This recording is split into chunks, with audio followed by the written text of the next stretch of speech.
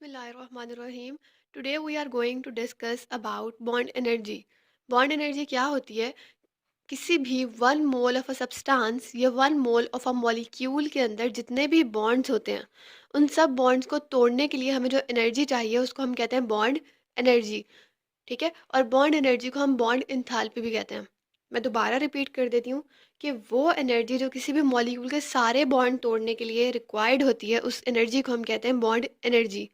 अगर हम बात करें इसके यूनिट की, तो as it is a form of energy, या हम एनर्जी की बात करें तो इसका यूनिट जो होगा वो होगा किलो जाउल पर मोल। और next coming towards it factors, वो फैक्टर जिन पर बॉन्ड एनर्जी डिपेंड करती है, या वो फैक्टर जो हमें बॉन्ड एनर्जी के बारे में बताते हैं, उनमें हमारे पास पहला है इलेक्ट्रोनेगेटिविटी डिफरेंस। इसका क्या मतलब है कि अगर किसी मॉलिक्यूल में इलेक्ट्रोनेगेटिविटी डिफरेंस ज़्यादा होगा तो उसकी बॉन्ड एनर्जी भी ज़्यादा होगी। या अगर हम कह सकते हैं कि अगर किसी मॉलिक्यूल में इलेक्ट्रोनेगेटिविटी डिफरेंस जो है वो कम होगा तो उसकी बॉन्ड एनर्जी भी कम होगी। इसका क्या मतलब हुआ कि ये दोनों चीज़ें जो है वो डायरेक्टली रिलेटेड हैं। अब हम एक एग्जांपल देखते हैं जिसमें हमारे पास एच एफ मौजूद है और एच सी एल मौजूद है। ठीक है, तो ये दोनों प्रेजेंट है। अब एच एफ का बॉन्ड देखें और एच सी एल का बॉन्ड देखें, हैं तो दोनों हेलोजन्स, एच और एच ये सेम ही है। आगे हेलोजन में चेंज आ रहा है कि फ्लोरीन है और क्लोरीन है। हमें पता है कि फ्लोरीन की जो इलेक्ट्रोनेगेटिविटी होती है 4, जबकि हाइड्रोजन की होती है 2.1। क्लोरीन की देखें तो 3 और हाइड्रोजन की 2.1। तो इनमें जो इलेक्ट्रोनेगेटिविटी डिफरेंस आ रहा है वो है 1.9 का। ठीक है, ये 4, 2.1, और इसमें जो इलेक्ट्रोनेगेटिविटी डिफरेंस आ रहा है वो है 1.9 का। ठीक है, अगर हम 4 में से माइनस करें 2.1। जबकि अगर हम बात करें एच सी एल की, तो एच सी एल की वैल्यू तो 3 और ये है 2.1, तो डिफरेंस कितना आ रहा है 0.9 का। तो इलेक्ट्रोनेगेटिविटी डिफरेंस ज़्यादा जो है वो 1.9 का है। तो इसका मतलब है कि इसकी बॉन्ड एनर्जी भी ज़्यादा होगी, और इसकी फिर हम वैल्यू भी निकाल लेते हैं। बॉन्ड एनर्जी की जब हमने वैल्यू चेक की तो वो वाकई इसकी ज़्यादा आई और क्लोरीन की कम। तो हमने इससे क्या कहा कि इलेक्ट्रोनेगेटिविटी डिफरेंस जो है वो डायरेक्टली रिलेटेड है बॉन्ड एनर्जी के। नेक्स्ट अगर हम बात करें साइज ऑफ एटम की, तो हमें पता है कि लेफ़्ट टू राइट साइज़ जो है वो डिक्रीज़ हो रहा होता है, जबकि अगर हम बात करें टॉप टू बॉटम की, तो टॉप टू बॉटम साइज़ जो है वो इंक्रीज़ हो रहा होता है। तो जब साइज़ इंक्रीज़ हो रहा होगा, तो बड़ा साइज़ होने की वजह से ओवरलैपिंग इतनी अच्छी नहीं होगी। ठीक है? ओवरलैपिंग जो है वो इतनी अच्छी नहीं होगी, तो जो बॉन्ड बनेगा वो इतना ज़्यादा स्ट्रॉन्ग नहीं होगा, तो बॉन्ड एनर्जी क्या होगी? कम। जबकि अगर हम बात करें लेफ़्ट टू राइट की, तो लेफ़्ट टू राइट साइज़ जो है वो कम हो रहा होता है, जबकि बॉन्ड एनर्जी जो है वो इंक्रीज़ हो रही होती है, क्योंकि साइज़ छोटा होता है, तो ओवरलैपिंग बहुत अच्छी हो रही होती है, जिसकी वजह से बॉन्ड स्ट्रेंथ जो है वो बहुत ज़्यादा होती है। तो हम क्या कहेंगे कि जो एनर्जी उस बॉन्ड को तोड़ने के लिए हमें चाहिए वो भी ज़्यादा चाहिए।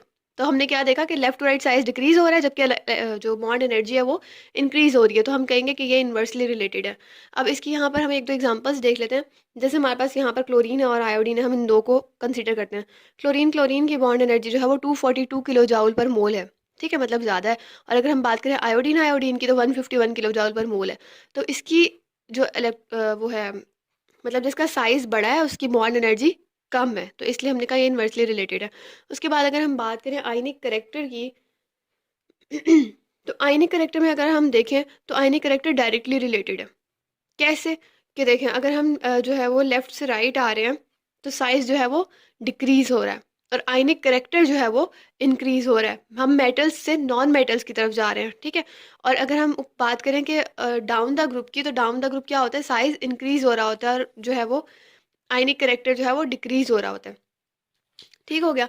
तो हमने इससे क्या सीखा कि आयनिक करेक्टर जैसे जैसे इंक्रीज़ होगा, तो उसकी बॉन्ड एनर्जी भी इंक्रीज़ होगी। तो अगर हम यहाँ बात करें तो एच एफ की और एच सी एल की, जैसे हमने यहाँ पर ऊपर बात की, अगर हम इनकी बॉन्ड एनर्जीज़ को कंपेयर करें, तो एच एफ की बॉन्ड एनर्जी जो है वो ज़्यादा है। अब आयनिक करेक्टर की अगर हम बात करें, हमें पता है कि down the group ionic character increase हो रहा होता है। तो अगर हम एच एफ को और एच सी एल को कंपेयर करें ना, तो इसमें आयनिक करेक्टर जो है इसमें ज़्यादा है, और सॉरी, आयनिक करेक्टर जो है वो, हाँ, इसमें ज़्यादा है, और कोवेलेंट करेक्टर इसमें ज़्यादा है। हम दोनों को कंपेयर कर रहे हैं। ठीक है, हमने पीछे इलेक्ट्रोनेगेटिविटी वाले में भी पढ़ा था कि एक्सेप्शन में हमने देखा था एचएफ को, तो एचएफ में आयनिक करेक्टर भी 50% होता है और कोवेलेंट करेक्टर भी 50% होता है।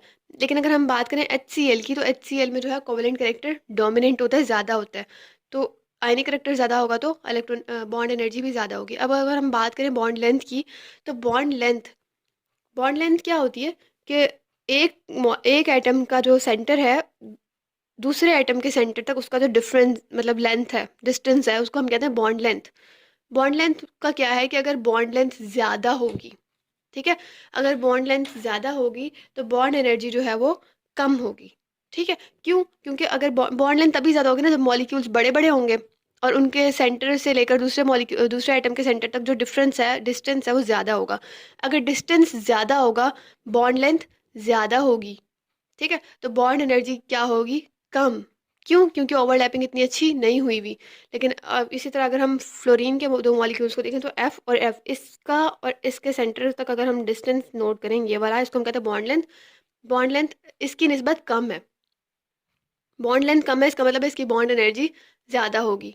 ठीक है, नेक्स्ट अगर हम बात करें एस करेक्टर की, तो एस करेक्टर हमें पता है कि अल्केन, अल्कीन और अल्काइन है, मतलब sp3 sp2 और sp हाइब्रिडाइजेशन यहाँ पर मौजूद है। एस करेक्टर को देखें 25%, 33% और 50% होता है इनमें। ठीक है, इनकी जब हमने एनर्जीज निकाली तो इनकी एनर्जी जैसे जैसे एस करेक्टर इंक्रीज होता गया, इनकी एनर्जी भी बढ़ती गई। क्यों? क्योंकि देखें इसमें जो है यहाँ पर हमारे पास सिंगल बॉन्ड है, मतलब सिग्मा बॉन्ड है।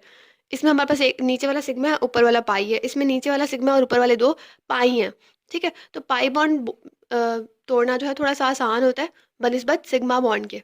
अगर हम यहाँ पर देखें तो यहाँ पर जो है वो एनर्जी थी 348, हमने 614 में देखी, नेक्स्ट में जो हो गई 614 हो गई। ये उसका डबल नहीं हुआ, ज़्यादा तो हुई है एनर्जी। पाई बॉन्ड तोड़ना थोड़ा सा आसान है, इसीलिए एक तो वही एनर्जी लगी सिग्मा बॉन्ड तोड़ने के लिए, लेकिन दूसरी एनर्जी पाई बॉन्ड तोड़ने के लिए लगी जो थोड़ी सी कम है, इसीलिए ये इसका डबल नहीं है और ये इसका डबल नहीं है। ठीक है, उसके बाद अगर हम बात करें ट्रेंड की, तो left to right bond energy क्या होती है? इंक्रीज, क्योंकि लेफ्ट टू राइट साइज जो होता है डिक्रीज हो रहा होता है, इलेक्ट्रोनेगेटिविटी डिफरेंस जो है वो ज़्यादा आ रहा होता है, आयनिक करेक्टर जो है वो इंक्रीज हो रहा होता है और बॉन्ड लेंथ जो है वो कम हो रही होती है। ठीक है, और अगर हम बात करें डाउन द ग्रुप की, तो down the group bond energy जो है वो डिक्रीज हो रही होती है due to the certain reason we have discussed above.